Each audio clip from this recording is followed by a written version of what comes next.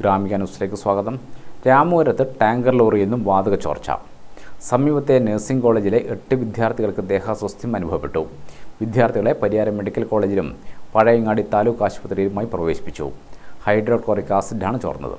വെള്ളിയാഴ്ച വൈകിട്ടോടെയാണ് വാതക ചോർച്ചയുണ്ടായത്. പയ്യന്നൂരിൽ നിന്നുള്ള ഫയർഫോഴ്സും പരിയാരം പോലീസും സംഭവസ്ഥലത്തെത്തി സംഭവ സമയത്തു തന്നെ തുടർ നടപടികൾ സ്വീകരിച്ചെങ്കിലും വാതക ചോർച്ച പൂർണ്ണമായും തടയാനായിട്ടില്ല. ആശങ്കപ്പെടാനുള്ള സാഹചര്യമില്ലെന്ന് ആരോഗ്യവകുപ്പും ഫയർഫോഴ്സും അറിയിച്ചു. മംഗലാപുരത്ത് നിന്ന് എറണാകുളത്തേക്ക് പോവുകയായിരുന്ന G&M എറണാകുളം ട്രാൻസ്പോർട്ട് കമ്പനിയുടെ ലോറി ടാങ്കറിലാണ് ചോർച്ചയുണ്ടായത്. കാലപ്പഴക്കമുള്ള ടാങ്കർ ലോറിയാണ് വാതകം കൊണ്ടുപോകാൻ ഉപയോഗിച്ചത് എന്ന ആക്ഷേപം ശക്തമാണ്. ടാങ്കർ ലോറിയുടെ പിൻവശത്താണ് ചോർച്ചയുണ്ടായത്. ടാങ്കർ ലോറി റോഡിൽ നിന്ന് അടുത്തുള്ള മറ്റൊരു സുരക്ഷിത മേഖലയിലേക്ക് ഫയർഫോഴ്സ് മാറ്റിയിട്ടുണ്ട്. ഇപ്പോൾ കാർവാറിൽ നിന്നും എറണാകുളത്തേക്ക് പോകുന്ന ടാങ്കർ ലോറിയായിരുന്നത്. ഹൈഡ്രോക്ലോറിക് ആസിഡാണ് ഇതിൽ ഉള്ളത്. അപ്പോൾ ഇവിടെ രാമപുരത്തിനടുത്ത് വെച്ച് ഇത് ലീക്കാവുകയും അവർ ഡ്രൈവറെ ഒരു പ്രൈവറ്റ് സ്ഥലത്തോട്ട് ഒതുക്കി വണ്ടി നിർത്തി പാർക്കുകയും ചെയ്തിട്ടുണ്ട്.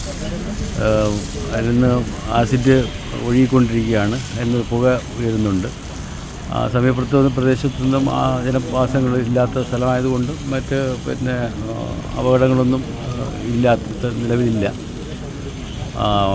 മംഗലാപുരത്ത് നിന്ന് ടാങ്കർ ലോറി വിളിച്ചിട്ടുണ്ട്. അത് വന്നു കഴിഞ്ഞാൽ ഈ ലോറിയിൽ നിന്നും ഈ ടാങ്കറിൽ നിന്നും മറ്റേ ടാങ്കറിലേക്ക് ഇത് മാറ്റുന്ന നടപടിയാണ് അടുത്ത് സ്വീകരിക്കാനുള്ളത്. നമുക്ക് കൺട്രോളബിളാണ്. മുഴുവൻ അവിടെ നിന്ന് മാറ്റിയിട്ടുണ്ട്. ഒരു 9ഓളം കുട്ടികൾക്ക് പരിക്കുണ്ടായിരുന്നു. ശ്വാസമുട്ടൽ പോലെ വന്നിരുന്നു. അത് വന്നിരിക്കുന്ന കാര്യം വെച്ചാൽ ഫ്ലോഗ് വന്നപ്പോൾ പെട്ടെന്ന് പാനിക് ആയതുകൊണ്ടാണ്. അത് ഇവിടെ ഓക്സിജൻ ലെവലും കാര്യങ്ങളൊക്കെ നോർമലാണ്, പ്രശ്നങ്ങളൊന്നുമില്ല. കുറച്ച് നേരം കൂടി അവരെ മെഡിക്കേഷൻ സർവൈലൻസിൽ വെച്ചിട്ട് അവരെ വിടാമെന്നാണ് ഡോക്ടർമാർ പറഞ്ഞിരിക്കുന്നത്. എന്തായാലും എല്ലാവരും ടീം വർക്കോടെ ഒരുമിച്ച് എല്ലാവരും ചെയ്തുകൊണ്ട് വളരെ നല്ലൊരു റിസൾട്ട് ഉണ്ടാക്കാൻ പറ്റി.